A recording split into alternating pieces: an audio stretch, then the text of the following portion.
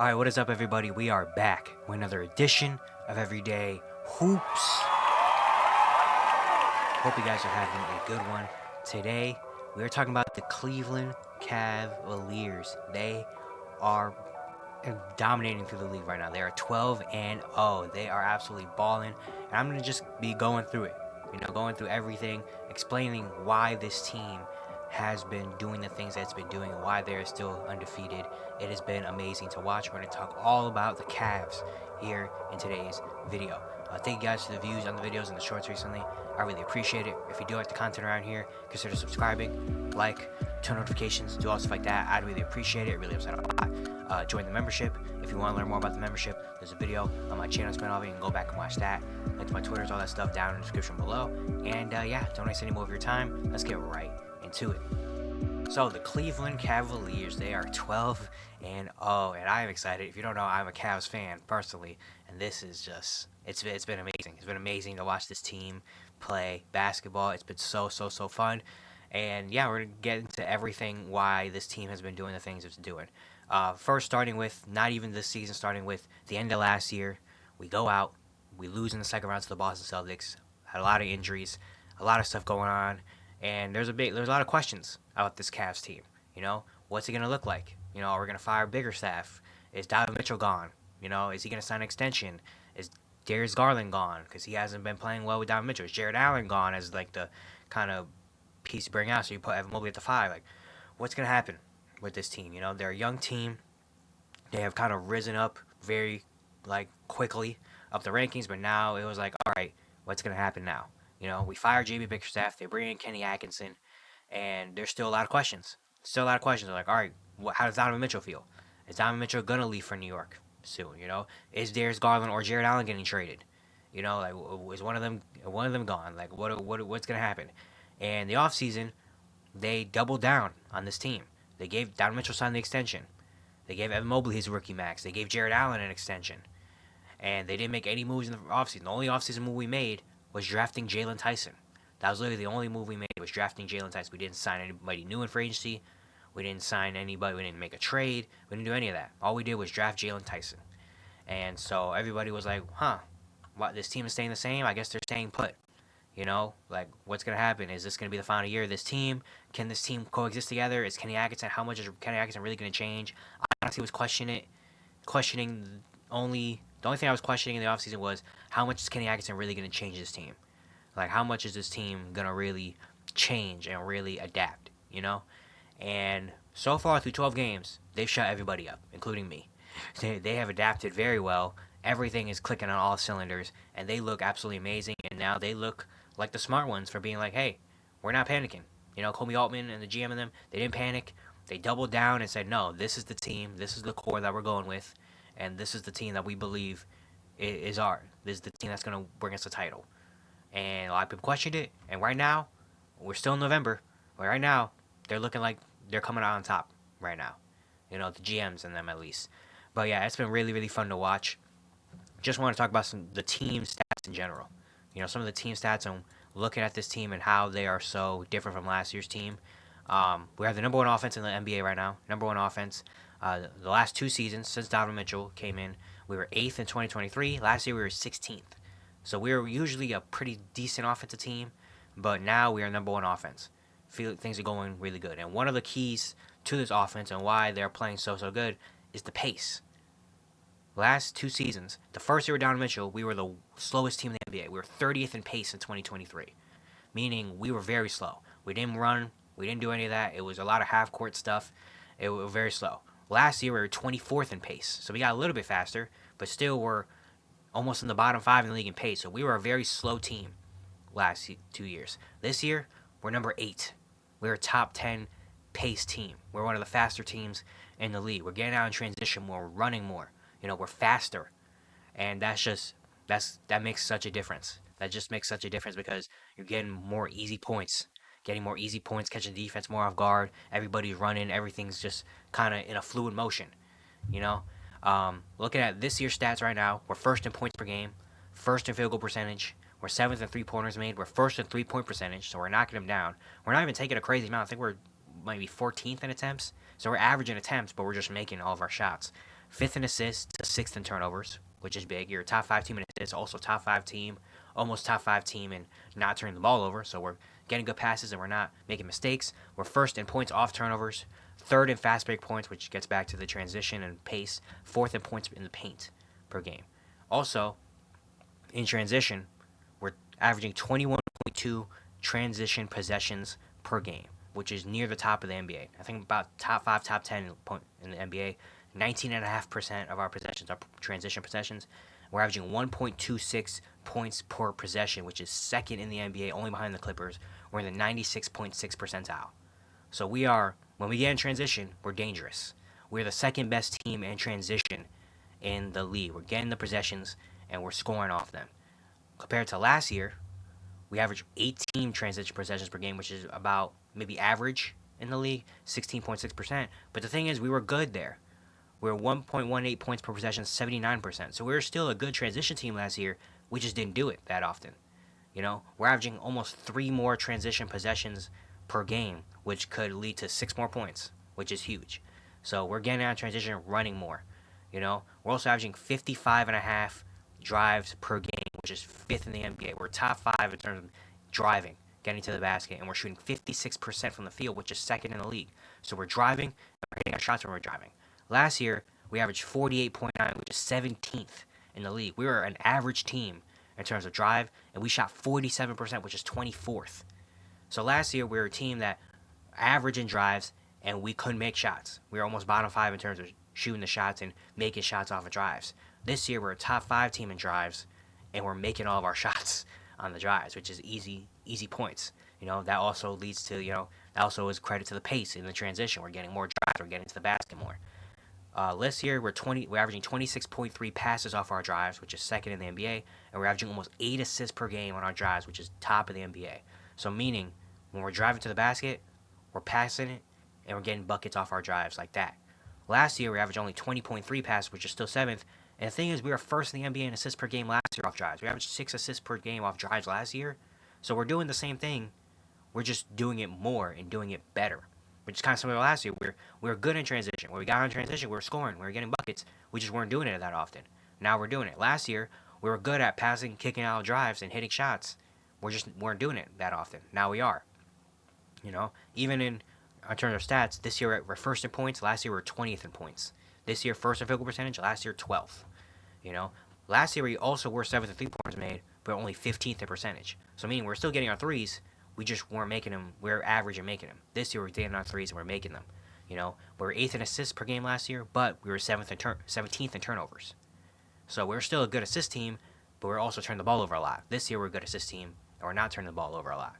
You know, we were 12th in fast break points last year. This year we're 3rd. Just more transition, more points like that. And I feel like our offense is so good because we're driving and kicking a lot more. We're getting a lot more corner 3-point attempts, a lot more really good open threes, you know, a lot more drives and dump offs. Like, just feels like everything on our offense is kind of clicking more. You know, last year I feel like we were very stagnant at some points in the offense where a lot of it came down to, all right, Donovan, here you go. Donovan, you're going to do a pick and roll with Jared Allen, and you're just going to score off it. You're just going to drive and, you know, you're just going to pass it to Jared Allen. Jared Allen's going to do a little hook shot, or Evan Mobley's going to do a little hook shot. Darius Garland going to do a pick and roll, and you're going to do a little hook shot. Sometimes we'll kick out. Like, I feel like our offense is very just like, you know, we know what's going to happen here. It's going to be a Donovan Mitchell ISO, a Darius Garland ISO, or a pick and roll with one of the bigs that leads to, like, an easy layup, to, like, a little hook shot. You know, that's our offense. Now, it's a lot more off screen, a lot more kick out, drive and kick, get corner 3-pointers, get wing 3-pointers, drive to the basket, post ups. There's a lot more variety now in the offense. And that's leading to more buckets, more points. You know, we already know how good our defense is. You know, I didn't even look at really the defensive numbers because I already know. You know, this year we're top 10 defense. You know, we're not as elite as last season. I will say we're not as elite. We're not a really good rebounding team at all, really either. But we're still really good there. You know, when you have a number 1 offense and a top 10 defense, that usually is recipe to win games. You know, that usually is. So yeah, the offense is getting better, and we're also healthy. I think a big component of us staying packed and the GMs and everybody kind of, you know, saying no, this is the team is because we were very injured last year. If you don't remember, we were very, very injured. Last year, I went through every game last year, looked at the box score, went through every game last season on the schedule, and looked to see how many games did the core four play together. Donovan, Darius, Jared, Evan. How many games did those four play together? This year, they've played in every game. Last season, the core four, out of 82 games last year, the core four played together in 27. 27 out of 82 games. So meaning there was 53 games last year where we had to play without at least one of them. You know, and they went 17 and 10 in those 27 games. So we were pretty good. So when those four played together, we won games.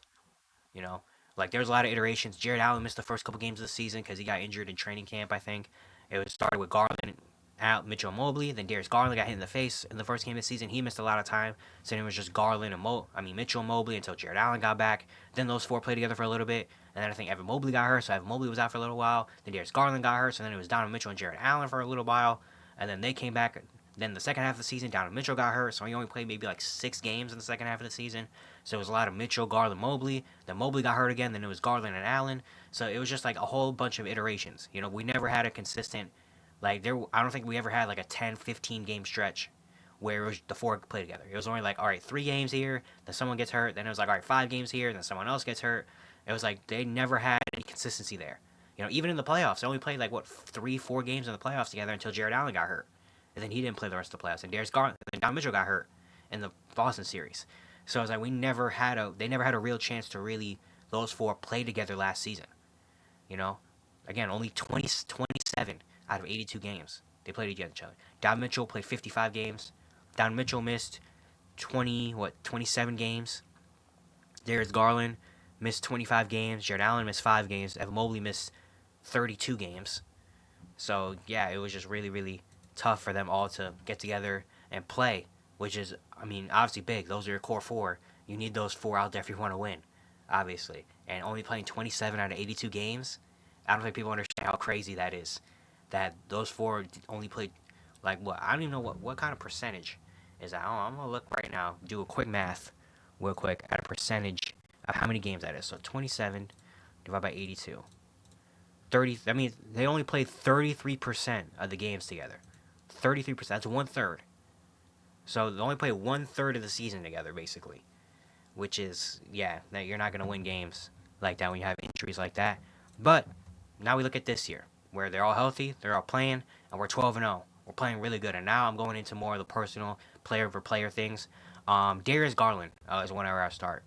Because Darius Garland, I even said it, if you look back at my off-season, look back, I do a series every year at the end of the year called The Look-In, where after every team is eliminated from the playoffs or missed the playoffs, I look and I'm like, all right, like, look at the future. Like, all right, what moves can be made? How did the season go? What's it looking like? You know? And I'm probably said in my Cavs video, I said, I don't know how long Darius Garland's going to be around because I'm not really sure that Darius Garland and Donovan Mitchell can really play together. You know, I'm not sure if they can play together. Ever since Donovan Mitchell got to Cleveland, Darius Garland has not looked very. He's had some moments, obviously, but also a lot of those moments came when Donovan Mitchell was hurt. So Donovan Mitchell and Darius Garland just never had synergy together in the backcourt. They never had those moments where it's like, all right, both of them are going off, or one of them is going, like, they never really clicked like that. And I was very worried. I was like, well, I mean, if we have to pick one, obviously we're picking Donovan Mitchell. Because Donovan Mitchell is a star. You know, Darius Garland's really good, but Donovan Mitchell is one of those guys. So Darius Garland probably would be the odd man out and probably be traded. There was even reports after we lost in the playoffs that, you know, there might be a trade request that could happen depending on how things go. Like, there was a lot of stuff going on. But he's come back this year. He's been great. A lot of credit to Kenny Atkinson because also when you look at Kenny Atkinson and what he did, and I'm going to talk about a little bit more about him with different players and stuff, but we look back at Kenny Atkinson's time in Brooklyn with the Nets. He had D'Angelo Russell and Spencer Dinwiddie, 2 guards that like to dominate the ball, 2 point guards, guys that needed the ball in their hands, and there was no like real like animosity there. Like they both played together really well. They both hit off each other. Like there's no question that those two had their best years when Kenny Atkinson was there. D'Angelo Russell was an all-star the year Kenny Atkinson was there. Spencer Dinwiddie was his best version of himself when Kenny Atkinson was there, and they both did it together. You know, so he just has a whispering and a thing for guard duos. So imagine if he did that for D'Angelo Russell, and there's a lot of D's. Darius, Donovan, D'Angelo, Dinwiddie. There's a lot of D's. Sorry, but if he did that with D'Angelo Russell and Spencer Dinwiddie, and he made them look that good, imagine what he's gonna do with Darius and Donovan Mitchell. And he's done that so far with Darius Garland. Darius Garland right now he's averaging 26 assists. He's shooting 52, 46, 91 splits. He's had games where he closed out some games for us this season. Watch him on the court. It just looks like this is the most confident I've seen him look since that All-Star year in 2021. You can make an argument this is the best I've seen him look ever in his career. And honestly, you can make the argument that he's been our best player this season. Now, of course, at the end of the day, it's going to be Donovan. Donovan has the better stats. It's going to be Donovan Mitchell. But I would make a case that Darius Garland has been our best player this season. Darius Garland has closed out games for us. Darius Garland has kept the offense going and flowing, getting himself, not only himself, but everybody else involved this year. He's making Evan Mobley look good. He's making Jared Allen look good. He's been amazing for us. You just watch him on the court. He has a pep in his step again. He just has a movement to him, and like kind of just like a shiftiness to him that I haven't seen in a very very long time. He looks like he's happy. He looks like he's comfortable. He's confident, and he's balling, and he's showing, reminding everybody why he was an All-Star one year, and he honestly might be an All-Star again this year the way he's been playing. He has been absolutely awesome, and I love to see it. And then Evan Mobley. I can't not talk about Evan Mobley without smiling. Ever since Evan Mobley got drafted to Cleveland, I was very very excited. You know, obviously the first couple years you saw his defense, and it's like, man, this guy defensively is like no joke. Offensively, there's still some things he can work on, but it was like, all right, eventually at some point, if he can be like a decent enough offensive player with the defense he has, I mean, man, this guy's gonna be a two-way star. You know, in the first 2 years, I was like, all right, we showed some things, we're good. Last year, I was expecting a jump from him that we didn't get. Now, obviously, he was injured a lot. He only played 50 games last year, but even when he was playing, we just didn't really see the jump from him. And it got a little bit worrying. Not gonna lie, a little bit worrying. I wasn't overly panicking, like, oh my god, Evan Mobley, oh no, like not like that. But it was a little bit kind of like, oh man, is this kind of who Evan Mobley is? Is he ever going to take that jump offensively? Is this just who Evan Mobley is? Like a 14-point per game scorer, good defender? I'll take it. I'll take the defense all day, you know? But is this kind of where it stops? You saw some flashes in the playoffs when Jared Allen got hurt in the Boston series, or the last couple games of that series, he had some really nice games. I think he had a 30-point game or something in that series. And it was like, man, so is Evan Mobley just a 5? You know, Jared Allen's gonna be gone. Evan Mobley just needs to be the 5 to be unlocked. Like, what's gonna happen? And then in this offseason, when we brought in Kenny Atkinson, one of the things Kenny Atkinson said was, we are empowering Evan Mobley. We are empowering Evan Mobley to be, you know, to take a jump, to be who he is. You know, and that got me excited because I was like, oh man, is this gonna really happen? That first preseason game against the Chicago Bulls still lives in my mind because I remember watching that game, seeing Evan Mobley do this thing, and I smiled and said, this is the Evan Mobley year. This is the Evan Mobley year. And so far this year, it has been the Evan Mobley year. He's averaging 18, 8, 2, a steal, and a block on 56% shooting. He has been, I can't ask for much more. He's been incredible. I mean, he's been, you know, when he has a mismatch down low in the paint, they're giving him the ball, and instead of taking a little post fade or a little gets bumped and he just settles for a hook shot, no. He's posting up, he's backing you down, and he's getting a layup or he's getting it done. Last night he had a dunk, you know, where I think it was Kobe White or I had a sumo guarding him. He just said, it dunked it. He's been doing that a whole lot this year. He's bringing the ball up the court. You know, they're empowering him when he gets the rebound to say, hey, go. He had a sequence in, I think it might have been one of the Bucks games. I think it might have been one of the Bucks games where he scored on one. No, it was in the Bucks game. It was he got a post touch, scored on Bobby Portis, came down to the other end, came over to help block the layup, got the board, ran in transition and dunked it. And that was like I still think about that some days because I'm like, oh my goodness, man, Evan Mobley is here. He's handling the ball. He's being aggressive. He's being confident. You know, 3-pointer isn't really there yet, but honestly, I kind of don't really care if he ever develops a 3-ball or not because the way he's been playing on offense has just been amazing. You know, and then we already know what the defense is going to do. He's having a steal and a block. Like, but the offense, like, I can't ask for much more right now from Evan Mobley. I can only ask that he continue for the rest of the season like this because it's been so fun. I love it. I love it so much. And then Donovan Mitchell, he's been good. Honestly, Donovan Mitchell hasn't really had to do much. Like last night against the Bulls, I feel like was his first real big like performance. He had like what 32 or something like that. He had like six, seven threes. But so far this year, he hasn't really had to do much. Like of course, he has that moment against the Milwaukee Bucks, he hit the game winner, obviously. But he hasn't really had to be like superhero Donovan Mitchell like he usually is. He's only averaging what 23 points and 3 assists per game. Like he's got a good efficiency. Like he hasn't really had to have any 35, 36.9. I think he only has like maybe two 30-point games this year. Like he hasn't really had to do much, which is awesome because we know in the playoffs how he gets and how we need our stars, to really perform. So if he can just kind of chill throughout this regular season, and then when we get to the playoffs, and then he becomes superhero Donovan Mitchell, that's fine. I'm fine with Donovan Mitchell only having 22 if we're still winning. I'm fine with that. And then yeah, Jared Allen has been good. Last couple games has been kind of weird, but Jared Allen's and Jared Allen. And then I have to talk about and credit the bench unit, the bench mob, because we are not here without the bench mob. Those guys have been amazing. Karis LeVert, this is my favorite. This is like the most I've ever loved Karis LeVert on this team. Since he's got here, he's been solid. I like Karis LeVert. I liked him in Brooklyn. I like Karis LeVert.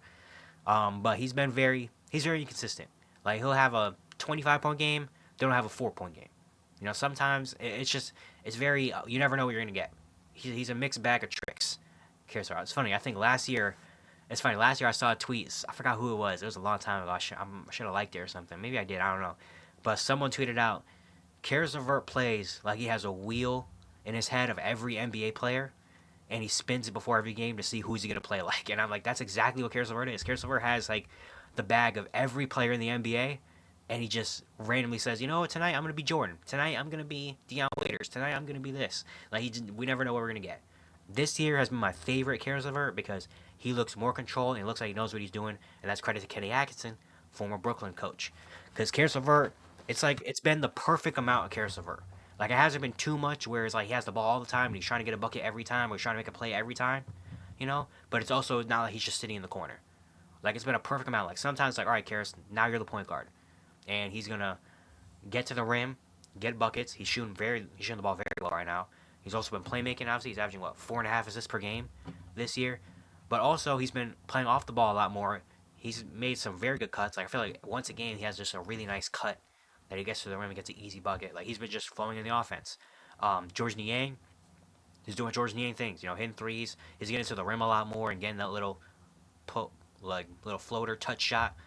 Sam Merrill knocking down his threes. Last night was a tough shooting night, but Sam Merrill is getting minutes and he's a sniper from threes. Also competes on the defensive end. Teams hunt him, but he's been very solid on the defensive end. He takes a lot of charges too. Isaac Okoro, oh my God, Isaac Okoro doing his thing. Shooting 48% from three, playing good defense, playing hustle plays. That's what we do. Dean Wade, he's had to start some games because, oh, by the way, we also have Max Strus, who's our starter, who hasn't even touched the court this year. We're 12-0 without a starter. Max Strus is a starter on this team. He was one of our best players last year. He hasn't even touched the court yet. And I don't know when he's going to touch the court. But when he comes back, that's just another three-point shooter to add to this mix. But Dean Wade, I really like Dean Wade. Dean Wade is a guy that can space the floor, hit the three. He's very good defensively. People don't realize how good he is, but he is very good. He moves his feet very well on the defensive end, and he doesn't do too much. He knows what his role is, and he plays that role really, really well. And then Ty Jerome. Ty Jerome needs his own little segment because Ty Jerome, we signed him last season. He played 2 games last year. He was hurt, and he wasn't even like a factor in my mind coming into the season. Ty Jerome wasn't even like a thought or anything. But he has been incredible. He's been incredible for us. He's averaging what? 10, 10, 2 and 3, 1.5 steals. He's shooting 60, 54, 82. He's been absolutely incredible. Like he's just he's a veteran. He's 27. He's a veteran guy, former champion at Virginia. Knows how to play ball, very high IQ, just knows how to play, and it's been incredible. It's been incredible. Like he literally comes off the bench and gives us anything we need. We need some 3-point shooting, we got it. We need some ball handling, we got it. We need some playmaking, we got it. We need defense, he's got it. Like he just has so many great moments in the Warriors game. He was great last night against the Bulls. Like the bench mob, we don't get here without the bench mob. Like I don't know what they are in terms of stats and points and stuff. There might not be the biggest names, but they get it done, man. Last night against the Bulls was a perfect example. Last night against the Bulls, Darius was having a tough shooting night. Jared Allen wasn't really being effective. There's one point we were down like what 6 or 8 points in the mid third quarter. We brought in the entire bench unit. The entire bench unit. No starter on the court. It was the bench unit. It was a lineup of Ty Jerome, Sam Merrill, Karis LeVert, George Niang, and Dean Wade. And they came in and went on like a 15-2 run and gave us the lead back. How many times, how many teams can say that they're down 8, they put the entire bench lineup out there, and they come back and take the lead? Like if they just tied the game, if they were only down 2 or 4 when the starters came in, that would have been fine. But they came in and took the lead and set up the starters to come back in and take the game. Like that, like they've been amazing. I love this bench mob, but just feel everything's been clicking. Everything has really been clicking for us, and it hasn't just been like blah blah blah. Like obviously we put up so many points. There's already been, I think there's a stat out there for us that's like last season in total we had only like 3-4 games that we scored 130 points in. This year through the first 12 we already have 5. So we already have more 130 point games this year than we did entire last year. But it just hasn't been all dandy. It hasn't been all sunshine and rainbows in terms of our wins. Like yeah, we beat the Toronto by 30, beat Washington by 19, we beat the Lakers by 24. We were up 40 at halftime on the Warriors. But in out of the 12 games, there's been 4 games where we trailed in the fourth quarter and we still came back and won. The game against the New York Knicks, it was a very tight first 3 quarters. We didn't look amazing, but then the fourth quarter, we came out. Darius Garland closed this game out for us. Both Milwaukee games, we trailed in the fourth quarter at one point. The first game, we were down 15 in the first quarter. 15, 17, we're down like multiple. We're down a lot. We came out very flat in the first quarter of that game, but we stayed locked in. We kept playing our game, and eventually we came out and Donovan Mitchell hit the game winner for us. The second game against Milwaukee, we had a good start. We made them come back. We trailed at one point in the fourth. We were down like 6 or 8 points in the fourth quarter, but then thanks to Darius Garland, Donovan Mitchell, we came back and we won that game.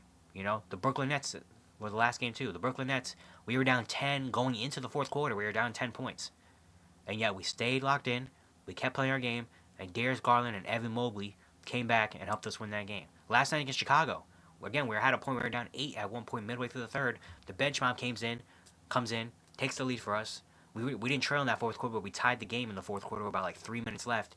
But then we came out, Darius Garland, Donovan Mitchell, we came out, and we won that game.